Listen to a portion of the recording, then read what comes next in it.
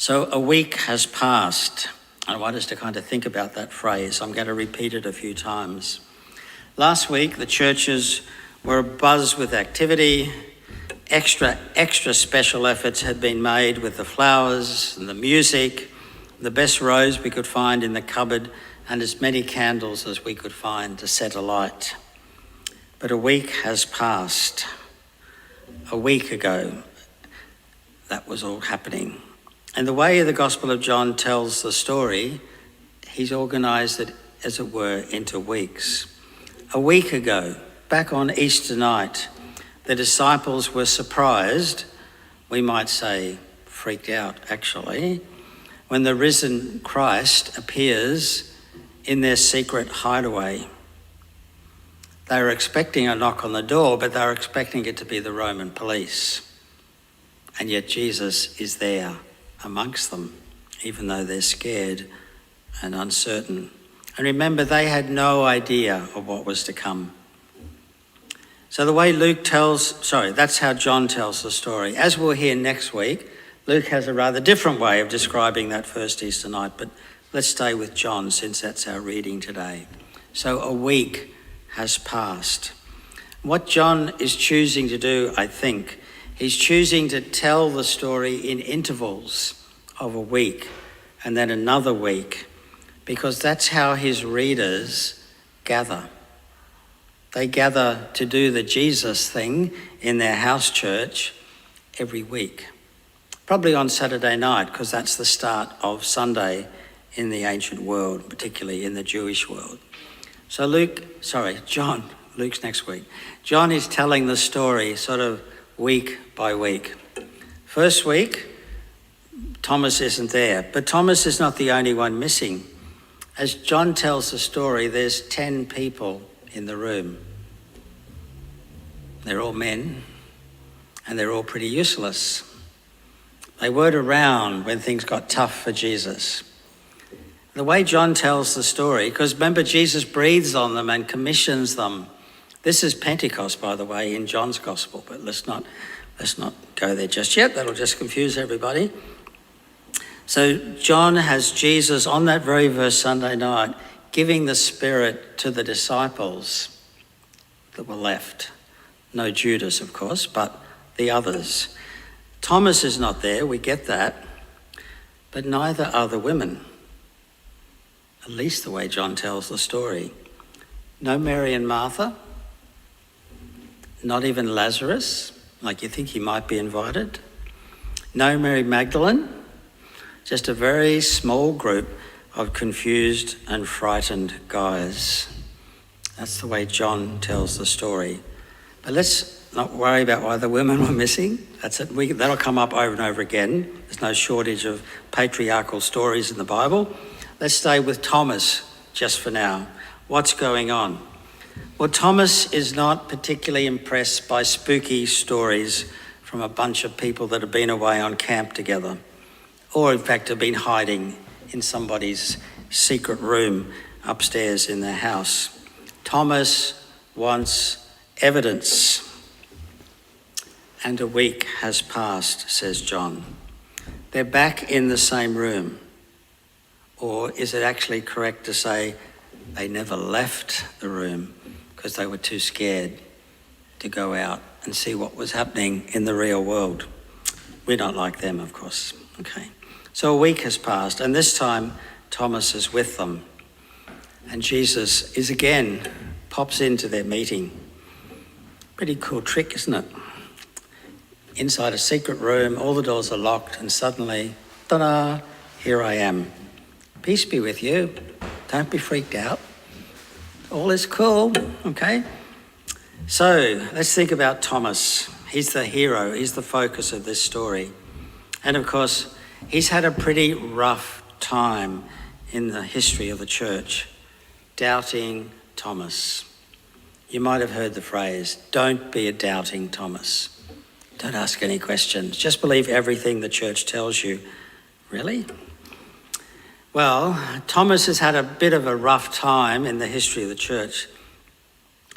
He may well be a saint for our time and for our culture, because we are part of a culture in Western society which has gone through a thing called the Enlightenment about 300 years ago. And we're also enlightened, of course, subsequently.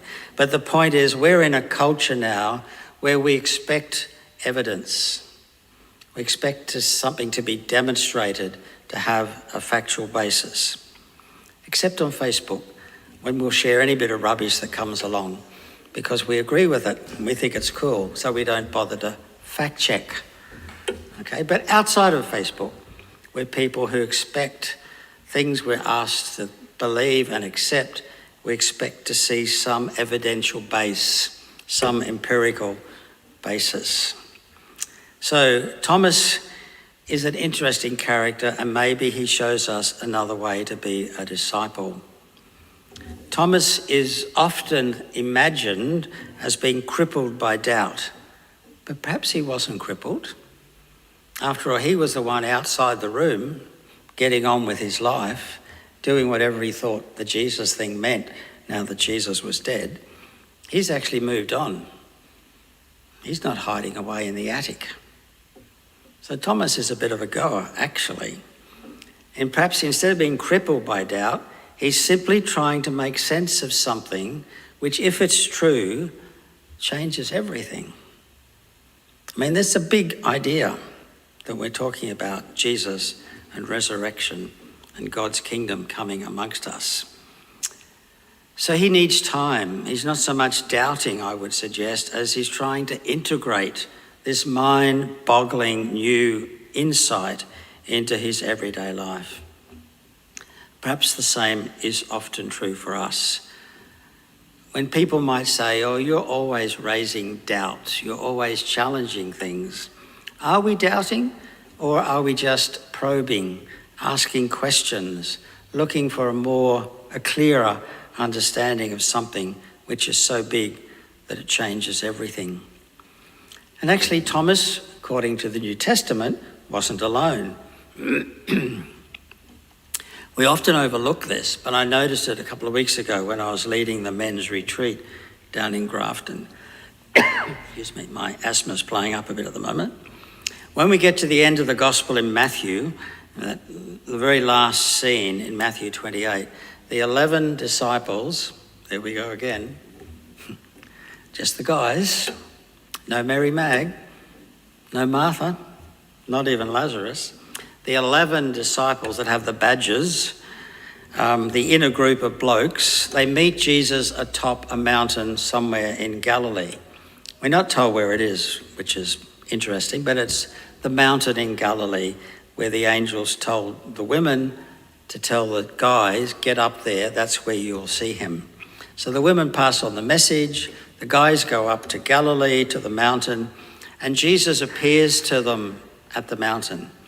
He doesn't arrive on a donkey, he just kind of appears out of the blue. Suddenly he's there on top of the mountain with them. He didn't climb up the mountain, clever Jesus. He just appears at the top of the mountain and says, hi, shalom, peace. And it says, when they saw him, they worshipped him, but some doubted.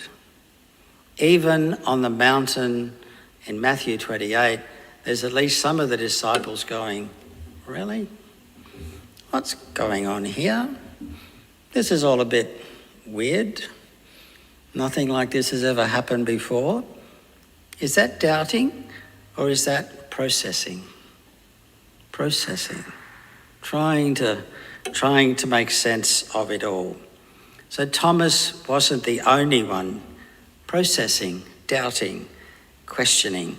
And I like to think what they were doing was processing information because this was going to turn their lives upside down.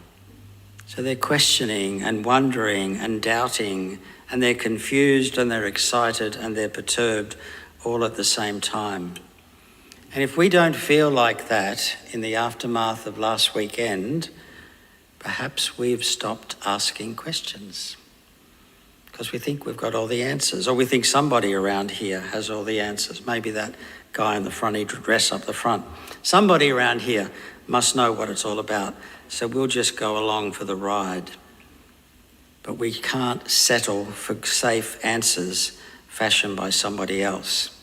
We have to have our own way of making sense and responding to Easter, responding to God.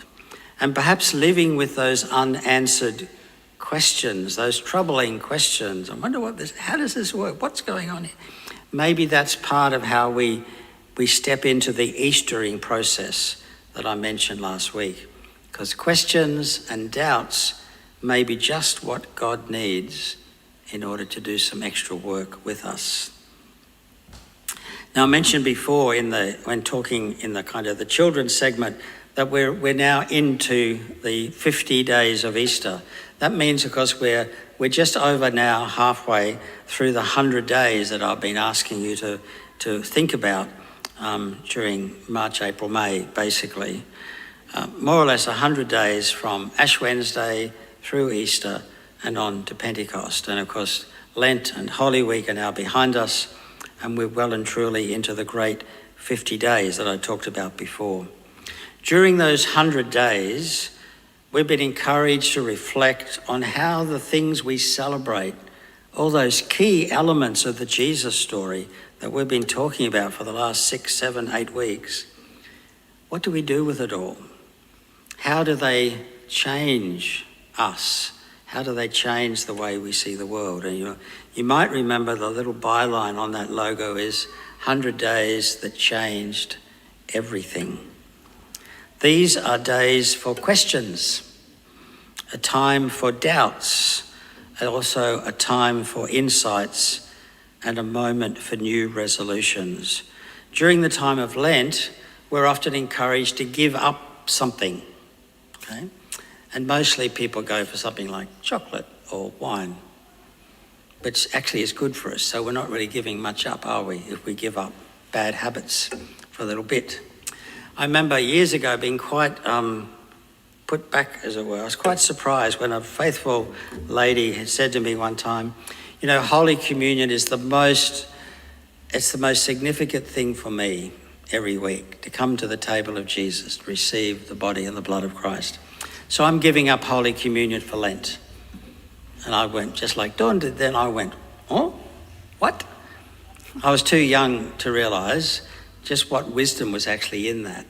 She was affirming something that was of incredible importance to her, and she was choosing not to participate, still coming to church, but she wasn't going to come and have communion, so that in missing that, she would be more longing and more urgently thinking about her faith and looking forward to Easter. Well, that's behind us. Whether you had a good Lent or a lazy Lent, Lent's behind us. We can't redo it until next year.